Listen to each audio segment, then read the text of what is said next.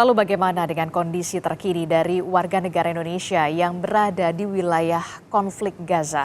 Kita tanyakan langsung kepada Direktur Perlindungan WNI Kementerian Luar Negeri, Juda Nugraha. Selamat pagi, Pak Juda. Selamat pagi Mbak Adisti. Iya, Pak Juda, ini rapat terbatas kemarin langsung dipimpin oleh Presiden Joko Widodo. Presiden bahkan menyatakan Indonesia sangat marah terhadap kondisi di Gaza yang semakin buruk. Pak Yuda, tentu saja kami di sini dan juga seluruh warga Indonesia ingin mengetahui bagaimana kondisi WNI kita di sana. Seperti apa dan bisakah Anda ceritakan sampai saat ini berapa WNI yang sudah dievakuasi dan berapa yang masih bertahan di wilayah Gaza dan juga tepi barat, Pak Yuda? Ya. Baik Mbak Adisti, dapat kami sampaikan bahwa sejak konflik ini terjadi tanggal 7 Oktober yang lalu, berarti ini adalah hari ke-24, kami terus menjalin komunikasi dengan para WNI, baik yang ada di Gaza maupun yang ada di wilayah Israel. Saat ini ada 10 warga negara kita yang tinggal di Gaza dan data terakhir yang di Israel ada 123. Kondisi yang paling parah tentu yang ada di Gaza, kami terus menjalin komunikasi. Pada hari Jumat yang lalu sempat hilang kontak, kami sempat hilang kontak karena Israel memutus jalur komunikasi yang ada di Gaza. Namun alhamdulillah hari Minggu komunikasi bisa terjalin kembali dan kami mendapat konfirmasi bahwa mereka selamat dan juga pasokan kondisi logistik mereka juga relatif memadai. Sedangkan yang di wilayah Israel saat ini ada 123 warga negara kita yang di sana. Sebelumnya jumlahnya ada 136. Sebagian sudah melakukan evakuasi, kami sudah memfasilitasi evakuasi 4 warga negara kita dari wilayah tepi barat menuju ke Aman dan kemudian kita pulangkan ke Indonesia. Sedangkan yang lainnya melakukan evakuasi secara mandiri menggunakan pesawat komersial menuju ke negara ketiga. Demikian update-nya Mbak Adisti. Oke, berarti untuk yang masih bertahan di Gaza dan juga Palestina ada 10 warga negara Indonesia kita, berarti betul ya?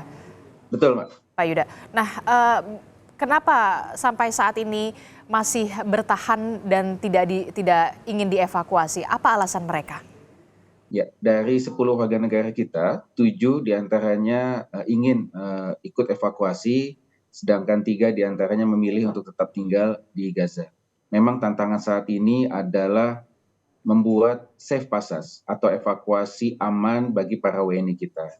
Nah, dalam hal ini Ibu Menteri Luar Negeri pada saat di New York selain menghadiri sidang Dewan Keamanan PBB maupun sidang Majelis Umum PBB juga melakukan pertemuan bilateral secara intensif antara lain untuk mendorong penghentian kekerasan, membuka akses bantuan kemanusiaan dan yang penting juga adalah memberikan pelindungan kepada warga sipil termasuk menciptakan safe passage atau koridor aman bagi proses evakuasi. Ini yang terus kita lakukan karena memang tidak mungkin kita mengevakuasi warga negara kita ketika masih ada pecah pertempuran di Gaza.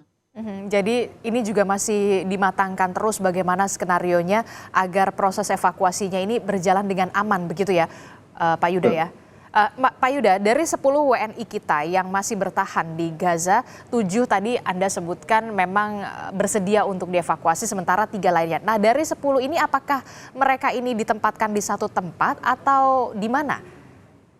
Mereka ada di 3 titik yang berbeda, yaitu ada 3 relawan Mercy yang tinggal di Rumah Sakit Indonesia di sana, kemudian dari keluarga Bang Onim, dan kemudian ada keluarga Mas Husin di sana. Jadi mereka ada tinggal di 3 titik yang berbeda dan kami terus pantau dan juga jalin komunikasi dengan mereka.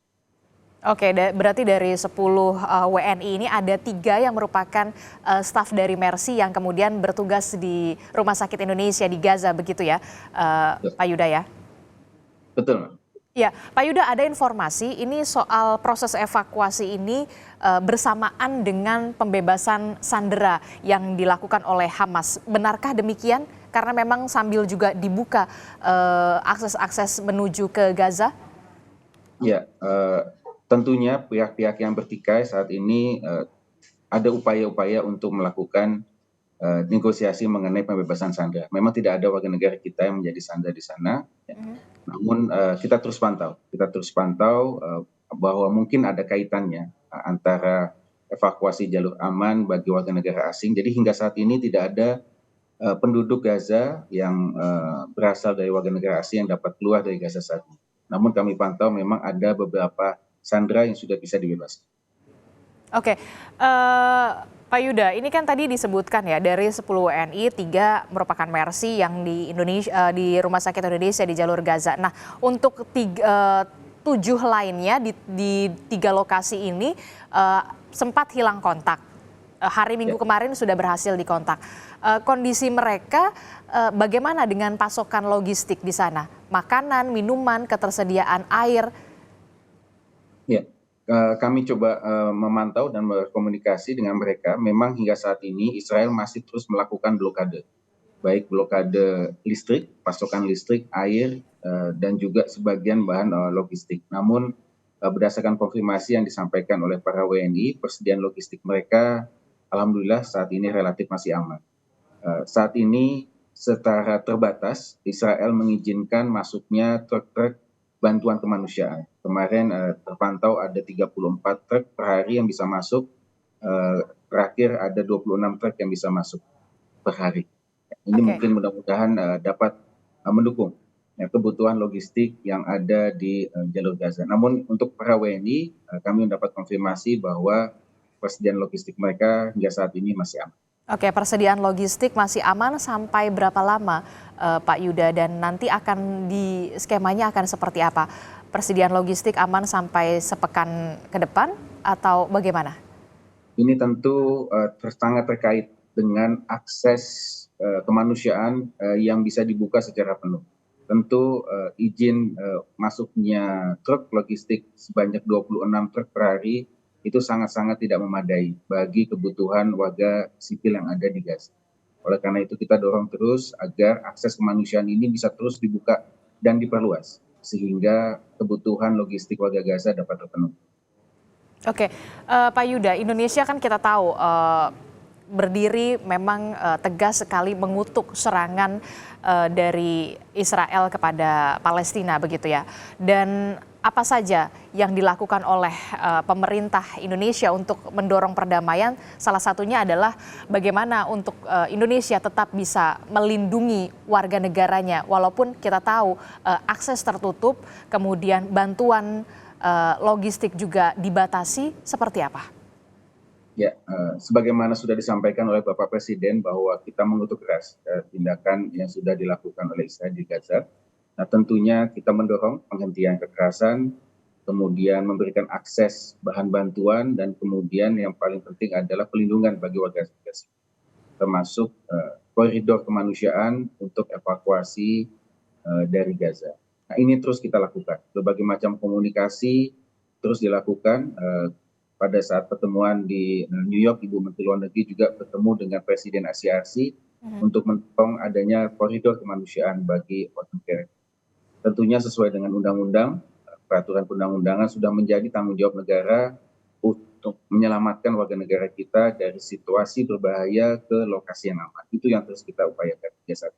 Oke, terakhir Pak Yuda, secara singkat, apa yang ingin disampaikan kepada keluarga WNI yang masih ada di Gaza agar mereka yang ada di Indonesia, keluarga tetap tenang dan juga seperti apa? Ya, dalam situasi pertempuran hingga saat ini yang masih terus berlangsung, maka pilihan logis yang ada saat kita adalah stay put. Tetap berada di tempat tinggal masing-masing, kita tetap tenang, sambil terus kita mencoba untuk membangun koridor kemanusiaan dan juga akses bantuan logistik bisa masuk.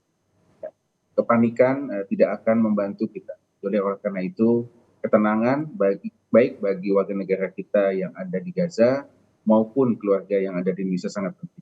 Kita terus upayakan yang terbaik untuk pelindungan warga negara. Oke, baik, terima kasih Direktur Pelindungan Warga Negara Indonesia, Kementerian Luar Negeri, Bapak Yuda Nugraha telah bergabung bersama kami. Tentu kita berharap peperangan antara Hamas dan juga Palestina ini bisa segera selesai karena seperti yang kita ketahui ini adalah soal kemanusiaan. Terima kasih informasinya. Sehat-sehat selalu. Terima kasih Mbak Desi. Kita doakan selalu. Baik, terima kasih.